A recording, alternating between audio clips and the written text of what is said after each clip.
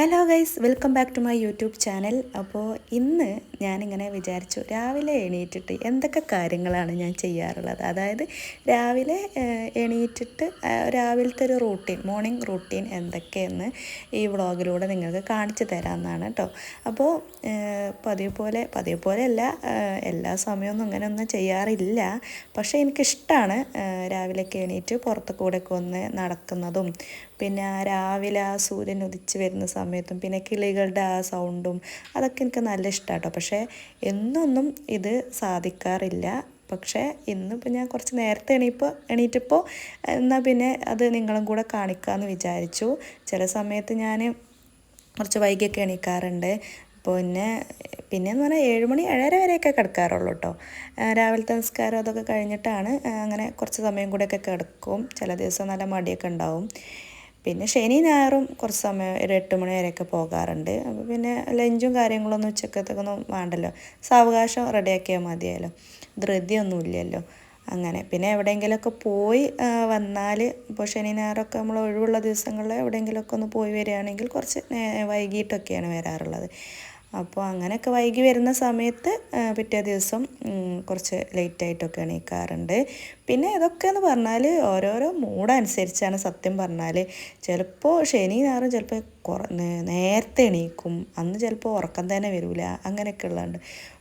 ചില ദിവസങ്ങളിൽ നമ്മൾ ജോലിക്ക് പോകേണ്ട സമയമൊക്കെ ഉണ്ടാകുമ്പോൾ, മുസ്ലിയാക്കാർക്ക് ജോലിക്ക് പോകേണ്ട സമയമൊക്കെ ഉണ്ടാകുമ്പോൾ ചിലപ്പോൾ എണീക്കാനൊക്കെ ഭയങ്കര മടിയായിരിക്കും. അതൊക്കെ ഓരോരോ മൂഡിനനുസരിച്ചായിരിക്കും, അങ്ങനെയൊക്കെയാണ്.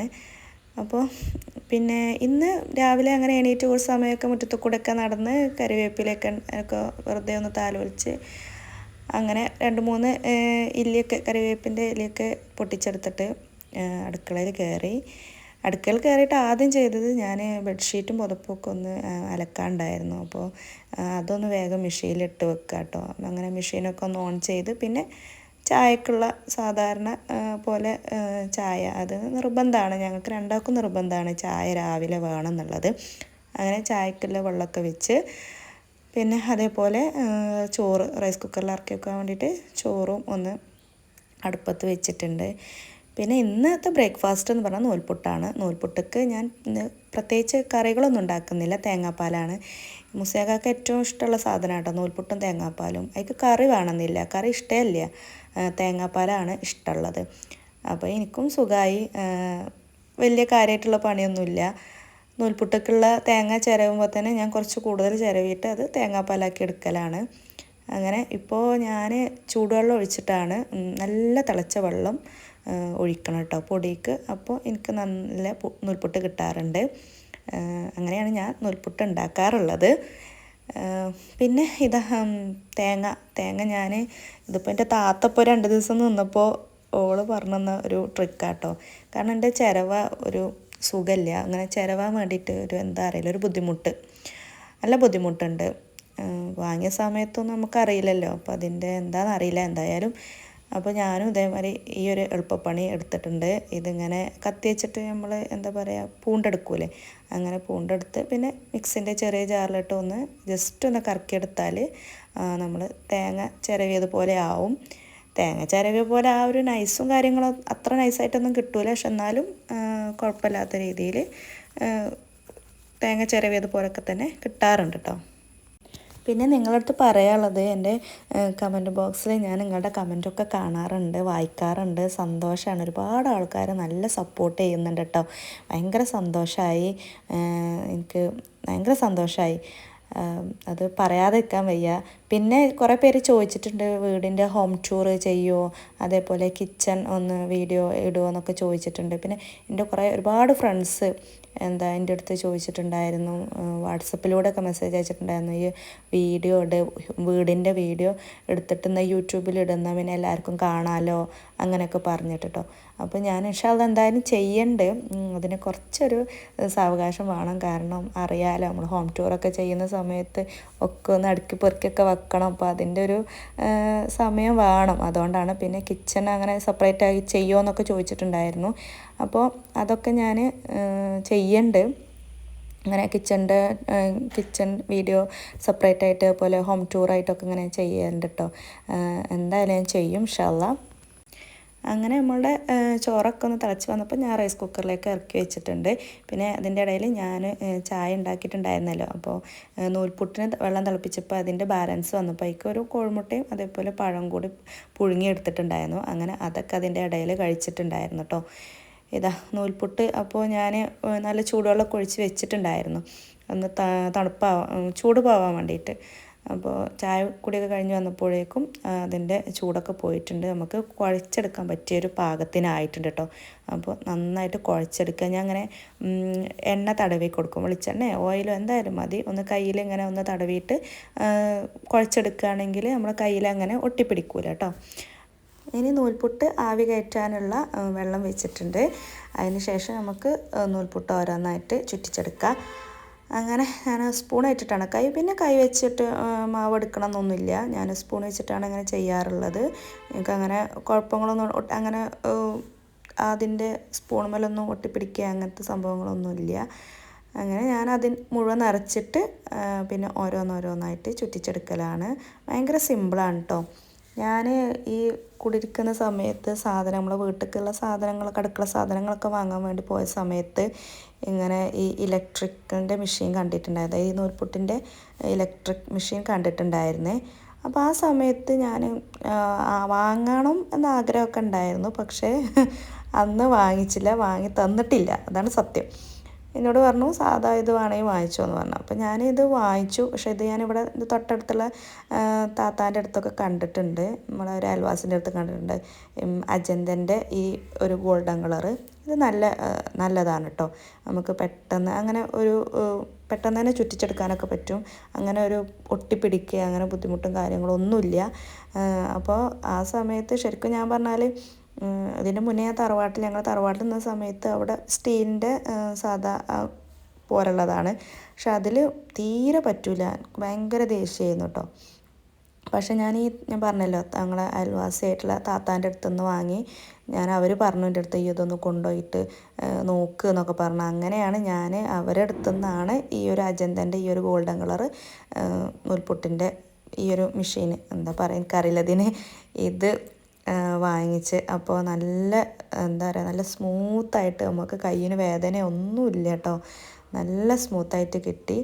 അങ്ങനെയാണ് പിന്നെ എനിക്ക് ഈ കുടിയിരിക്കലിന് സമയത്ത് സാധനങ്ങൾ വാങ്ങിക്കാൻ വേണ്ടി പോയപ്പോൾ ഞാൻ ഈ ഒരു സാധനം തന്നെ എനിക്ക് വേണമെന്ന് പറഞ്ഞിട്ട്, പക്ഷേ ഇതിന് അത്യാവശ്യം വില ഉണ്ട്, എന്നാലും കുഴപ്പമില്ല, എന്നാലും നമുക്ക് നല്ല സുഖമായിട്ട് നൂൽപുട്ട് ഉണ്ടാക്കാം. പിന്നെ എൻ്റെ മുസ്ലിംകാർക്ക് നൂൽപുട്ട് ഞാൻ പറഞ്ഞല്ലോ നല്ല ഇഷ്ടമാണ്. അപ്പോൾ എനിക്ക് ഇത് ഉണ്ടാക്കി കൊടുക്കാമെന്ന് പറഞ്ഞ ഇഷ്ടമുള്ള കാര്യമൊക്കെ തന്നെയാണ്. പക്ഷേ ഞാൻ പറഞ്ഞല്ലോ നേരത്തെ അതൊരു ബുദ്ധിമുട്ടായിരുന്നു കേട്ടോ. നമുക്ക് ഇങ്ങനെ എപ്പോഴും ചെയ്യാന്നുള്ളത് അതെനിക്കൊരു നല്ല ബുദ്ധിമുട്ടായിരുന്നു. ഇത് വാങ്ങിയതിന് ശേഷം പിന്നെ എനിക്ക് കുഴപ്പമൊന്നുമില്ല. ഇനി ഞാൻ തേങ്ങാപ്പാൽ ഉണ്ടാക്കുകയാണ്. അപ്പോൾ ഞാൻ തേങ്ങ ഓൾറെഡി മിക്സിൻ്റെ ജാറിൽ കറക്കി എടുത്തതുകൊണ്ട് അതിൽ നിന്ന് കുറച്ച് എടുത്തിട്ടാണ് ഞാൻ തേങ്ങാപ്പാൽ ഉണ്ടാക്കുന്നത്. അപ്പോൾ നല്ല ചൂടുള്ള വെള്ളം ഒഴിച്ച് കൊടുത്താൽ നന്നായിട്ട് തേങ്ങാപ്പാൽ പിഴിഞ്ഞ് കിട്ടും. അപ്പോൾ ഞാൻ കുറച്ച് ചൂടുവെള്ളം ഒഴിച്ച് കൊടുത്തിട്ടാണ് തേങ്ങാപ്പാൽ ഉണ്ടാക്കുന്നത്.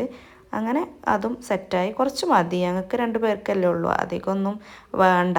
പിന്നെ മുസ്ലിങ്ങൾക്ക് തന്നെ അധികം ഇഷ്ടമാണെന്നുണ്ടെങ്കിലും അതെന്ത് സാധനമായാലും അങ്ങനെ തന്നെ, എന്ത് സാധനം ഇഷ്ടമാണെന്നുണ്ടെങ്കിലും അത് കുറച്ചേ കഴിക്കുള്ളൂ. ഞാനൊക്കെ എന്ന് പറഞ്ഞാൽ ഇഷ്ടമുള്ള സാധനം കൂടുതൽ കഴിക്കും, ഇഷ്ടമില്ലാത്ത സാധനം പിന്നെ വല്ലാതെ മൈൻഡ് ചെയ്യൂല. പക്ഷേ ഈ മുസ്ലിങ്ങൾക്കൊന്നും അങ്ങനെയല്ല, ഇഷ്ടമുള്ള സാധനമായാലും കുറച്ചേ കഴിക്കുള്ളൂ കേട്ടോ. അങ്ങനെ ഇവിടെ നൂൽപുട്ടൊക്കെ റെഡി ആയിട്ടുണ്ട്. ഇനി കണ്ടോളൂ നിങ്ങൾ, കണ്ടോ പെട്ടെന്ന് നമുക്ക് അതിൽ നിന്ന് പോന്ന് കിട്ടും, ഒട്ടിപ്പിടിക്കുകയോ ഒന്നുമില്ല, മുഴുവനായിട്ട് നമുക്ക് അതിൻ്റെ ഉള്ളിൽ നിന്ന് കിട്ടിപ്പോരും കേട്ടോ. പിന്നെ അങ്ങനെ ഫസ്റ്റ് ട്രിപ്പ് റെഡി ആയിട്ടുണ്ട്. ഇനി സെക്കൻഡ് ട്രിപ്പാണ്. സെക്കൻഡ് ട്രിപ്പ് സാധാരണ പോലെ തന്നെ ഞാൻ കുറച്ച് തേങ്ങ ഇടും അടിയിൽ, എന്നിട്ട് എണ്ണയൊന്നും പുരട്ടില്ല. ആദ്യത്തെ പ്രാവശ്യം മാത്രം ജസ്റ്റ് ഒന്ന് എണ്ണ പുരട്ടി കൊടുക്കും, രണ്ടാമത്തെ പ്രാവശ്യം ഞാൻ എണ്ണയൊന്നും പുരട്ടി കൊടുക്കാറില്ല. അങ്ങനെ പിന്നെ രണ്ടാമത്തെ ട്രിപ്പും വെച്ചിട്ടുണ്ട്. ഇത് കുറച്ച് കൈപ്പക്ക ഞാൻ ഇന്നലെ അരിഞ്ഞു വെച്ചതായിരുന്നു, അപ്പോൾ ഉണ്ടാക്കിയിട്ടുണ്ടായിരുന്നില്ല, അപ്പോൾ ഫ്രിഡ്ജിൽ വെച്ചതായിരുന്നു കേട്ടോ. അത് ഒന്നെടുത്ത് പുറത്ത് വെച്ചിട്ടുണ്ട്. ഇനി നമുക്ക് കൈപ്പക്ക തീയൽ, ഞാനിങ്ങനെ കൈപ്പക്ക ഇങ്ങനെ മെഴുക്ക് വരട്ടിയാക്കിയൊക്കെ അല്ലെങ്കിൽ ഉപ്പേരിയൊക്കെ ആക്കി വെച്ചാലും അങ്ങനെ കഴിക്കൂല, കയ്പ്പല്ലേ, അപ്പോൾ വല്ലാതെ കഴിക്കലേ ഇല്ല. അപ്പോൾ ഇത് കഴിഞ്ഞപ്പോൾ ഇതുകൊണ്ട് എന്തുണ്ടാക്കും എന്നിങ്ങനെ ആലോചിച്ചിരുന്ന സമയത്താണ് ഞാനിങ്ങനെ കൈപ്പക്ക തീയലൊക്കെ കേട്ടിട്ടുണ്ട്. അപ്പോൾ ഞാൻ യൂട്യൂബിൽ ഒന്ന് അടിച്ചു നോക്കി എന്താണ് ഇതിൻ്റെ റെസിപ്പി എന്നുള്ളത്. അങ്ങനെ യൂട്യൂബ് നോക്കിയിട്ടാണ് ഞാൻ ഈ കൈപ്പക്ക തീയൽ ഉണ്ടാക്കുന്നത്. പാവക്ക തീയലാന്ന് എല്ലാവരും പറയാല്ലേ, പക്ഷേ ഞങ്ങളിവിടെ കൈപ്പക്ക എന്നാണ് പറയുന്നത്. അതുകൊണ്ടാണ് കേട്ടോ ഞാൻ കൈപ്പക്ക എന്ന് പറയുന്നത്. കൈപ്പക്ക തീയൽ എങ്ങനെ ഉണ്ടാക്കുന്നത് എന്നുള്ളത് ഒന്ന് നോക്കാം. സത്യം പറയാലോ, ഇത് എനിക്ക് നല്ലൊരു അബദ്ധം പറ്റിപ്പോയിട്ടുണ്ട് കേട്ടോ. അത് നിങ്ങൾക്ക് ഈ വീഡിയോ കാണുമ്പോൾ, അതായത് കൈപ്പക്ക തീയലിൻ്റെ എൻഡിങ് എത്തുമ്പോൾ മനസ്സിലാവും. അപ്പം ഞാൻ പറയാം കേട്ടോ എന്താണ് ആ അബദ്ധം എന്നുള്ളത്. തീയലുണ്ടാക്കാൻ വേണ്ടിയിട്ട് തേങ്ങ ഒന്ന് വറുത്തെടുക്കണം. അപ്പോൾ അതിന് വേണ്ടിയിട്ട് ഞാനൊരു ഫ്രൈ പാൻ അടുപ്പത്ത് വെച്ചിട്ടുണ്ട്. അതിലൊക്കെ തേങ്ങ, പിന്നെ വറ്റൽമുളക്, പിന്നെ കറിവേപ്പില, ചെറിയ ഉള്ളി അതൊക്കെ ഇട്ടുകൊടുത്തിട്ട് നന്നായിട്ടൊന്ന് മിക്സ് ചെയ്യുക. അത്യാവശ്യം നന്നായിട്ട് ചൂടായി വരുമ്പോൾ അതിലോട്ട് ഒരു 2 സ്പൂണ് മുളക് പൊടിയും പിന്നെ ഒരു 1/2 സ്പൂണ് മഞ്ഞൾപ്പൊടിയും കൂടി ചേർത്ത് കൊടുത്തിട്ട് നന്നായിട്ടൊന്ന് മിക്സ് ആക്കുക. മിക്സ് ചെയ്തിട്ട് നന്നായിട്ടൊന്ന് വറുത്തെടുക്കണം കേട്ടോ. നന്നായിട്ട് വറുത്തെടുക്കണേ. ഞാനിങ്ങനെ തേങ്ങയൊക്കെ വറുത്തെടുക്കുന്ന സമയത്ത്, ഫ്രൈ പാൻ വെക്കുന്ന സമയത്ത് ആദ്യം തന്നെ അതിൽ കുറച്ചൊന്ന് വെളിച്ചെണ്ണ ഒഴിച്ച് കൊടുക്കും കേട്ടോ. എന്നിട്ടാണ് തേങ്ങ ഇട്ട് കൊടുക്കാറുള്ളത്. ചില ആൾക്കാർ അങ്ങനെ ചെയ്യുന്നത് ഞാൻ കണ്ടിട്ടില്ല. അല്ലാതെ തന്നെ ഇങ്ങനെ തേങ്ങ ഇങ്ങനെ നന്നായിട്ട് വറുത്തെടുക്കുന്നത് ഞാൻ കണ്ടിട്ടുണ്ട്. പക്ഷേ ഞാൻ അതുവരെ അങ്ങനെ ചെയ്തിട്ടില്ല കേട്ടോ. ഞാൻ എപ്പോഴും കുറച്ച് വെളിച്ചെണ്ണ ഒഴിച്ച് കൊടുക്കാറുണ്ട്. അപ്പോൾ അങ്ങനെ എല്ലാം കൂടെ ഒന്ന് നന്നായിട്ട് മിക്സാക്കി എടുക്കുക. തേങ്ങയൊക്കെ നന്നായിട്ട് മിക്സായിട്ടുണ്ട്, അല്ല വറുത്തെടുത്തിട്ടുണ്ട്. ഇനി അതൊന്ന് ചൂടാറാൻ വേണ്ടിയിട്ട് ഞാൻ അപ്പുറത്തെ അടുപ്പിലേക്കൊന്ന് മാറ്റി വെച്ചിട്ടുണ്ട്. ആ സമയത്ത് കൈപ്പക്ക വേവിക്കാൻ വേണ്ടിയിട്ട് ഞാനൊരു പാൻ അടുപ്പത്ത് വെച്ചിട്ടുണ്ട്. അതിലേക്ക് ചട്ടി ചൂടായ സമയത്ത് ഞാൻ വെളിച്ചെണ്ണ ഒഴിച്ച് കൊടുത്തു. പിന്നെ ഉലുവ ഇട്ട് കൊടുത്തു കേട്ടോ. അപ്പോൾ ഞാനങ്ങ് പറഞ്ഞല്ലോ, യൂട്യൂബിലൊരു വീഡിയോ കണ്ടിട്ടാണ് ഞാനിത് തയ്യാറാക്കുന്നത് എന്നുള്ളത്. അപ്പോൾ അതിൽ ഉലുവൻ്റെ പൊടിയാണ് ഇട്ട് കൊടുക്കുന്നത്. അത് ആദ്യം തന്നെ ഉലുവ പൊടിയൊന്നും ഇട്ട് കൊടുക്കണില്ല. അതായത് കൈപ്പക്ക ഇടുന്ന കൂട്ടത്തിലാണ് ഉലുവൻ്റെ പൊടി ഇട്ട് കൊടുക്കുന്നത്. പക്ഷേ എൻ്റെ അടുത്ത് ഉലുവപ്പൊടി ഇല്ലാത്തത് കൊണ്ട് ഞാൻ പിന്നെ ഉലുവ അങ്ങനെ പൊട്ടിച്ചെടുത്തതാണ്. ഉലുവയും കടുകും പൊട്ടിച്ചെടുത്ത് വറ്റൽമുളകും ഇട്ട് കൊടുത്തു. ഇനി അതിലോട്ട് കൈപ്പക്ക, ചെറിയ ഉള്ളി, കറിവേപ്പില ഇതും കൂടെ ഇട്ട് നന്നായിട്ട് വഴറ്റി, ഉപ്പും കൂടെ ഇട്ടിട്ട് നന്നായിട്ട് വഴറ്റിയെടുത്തിട്ടോ.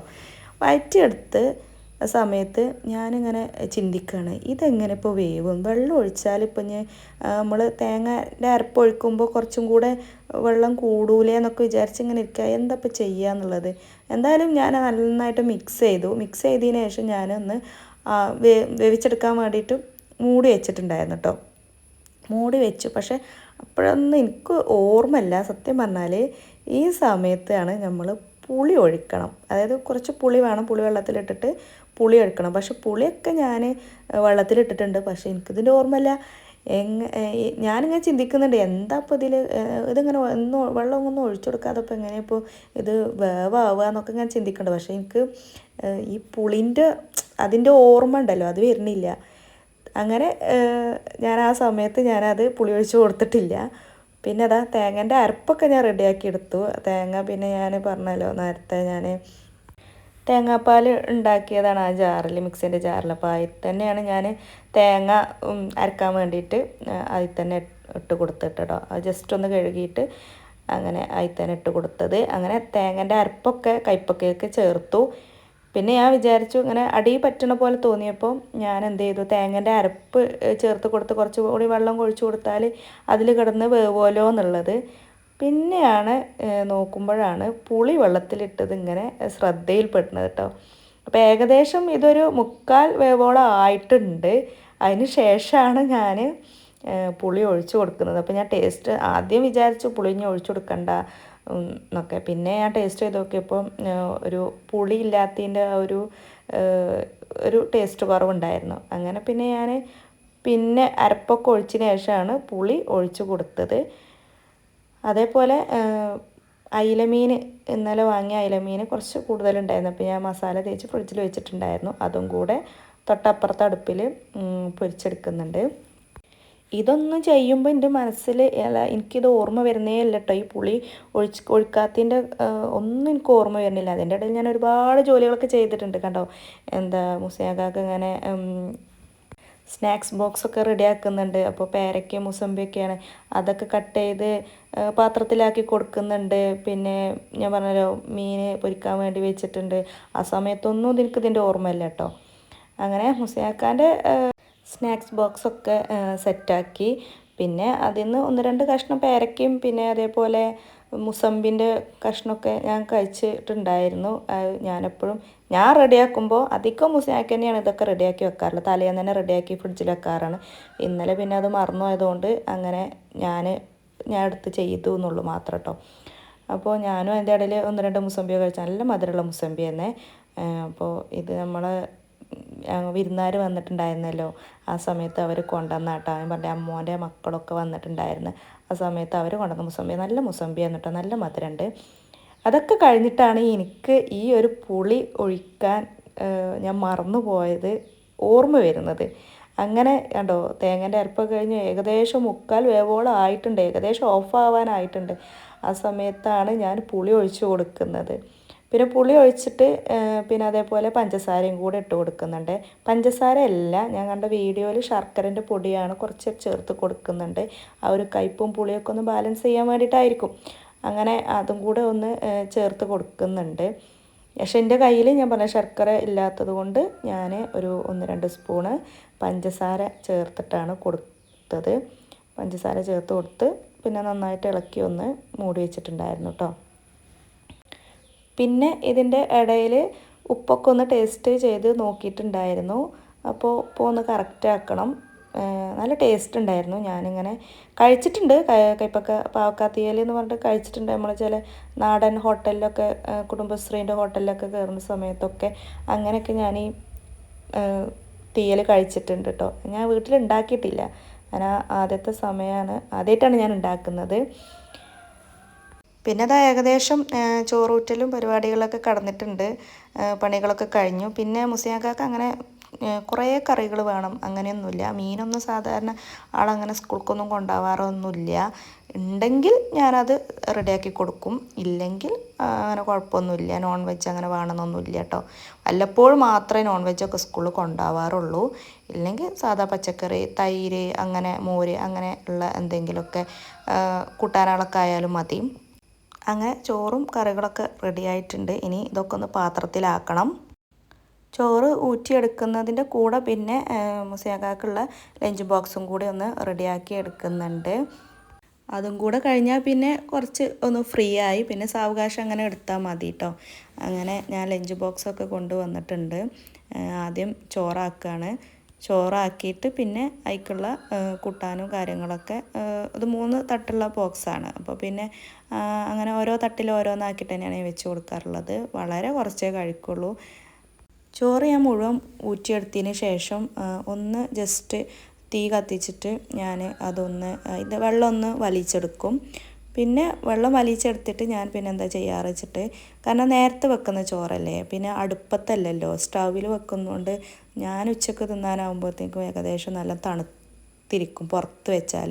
അപ്പോൾ ഞാൻ എന്ത് ചെയ്യും, ജസ്റ്റ് ഒന്ന് വെള്ളം വലിച്ചെടുത്തിട്ട് ഞാൻ റൈസ് കുക്കറിലേക്ക് തന്നെ ഇറക്കി വെക്കും കേട്ടോ. അപ്പോൾ എനിക്ക് ഉച്ചക്കത്തേക്ക് അത്യാവശ്യം ഒരു ചൂട് ഉണ്ടാവാറുണ്ട്. ഞാൻ അതിക്കന്നെ ഇറക്കി വെച്ച് കൊടുക്കലാണ് കേട്ടോ. അങ്ങനെ ആവി പോവാതെ വെക്കുന്നതുകൊണ്ട് കേടുവരെ അല്ലെങ്കിൽ വേവ് ഏറിപ്പോവേ അങ്ങനത്തെ സംഭവങ്ങളൊന്നുമില്ല. നല്ല നമ്മൾ ഈ വേവിൽ ഊറ്റി അതേ വേവായിരിക്കും ചെയ്യും. പിന്നെ ചൂടും ഉണ്ടാവും കേട്ടോ. പിന്നെ പാവക്കാ തീയലാക്കുന്നുണ്ട്. പിന്നെ മീൻ, തൈര് ആൾക്ക് നല്ല ഇഷ്ടമുള്ള ഒരു കാര്യമാണ്.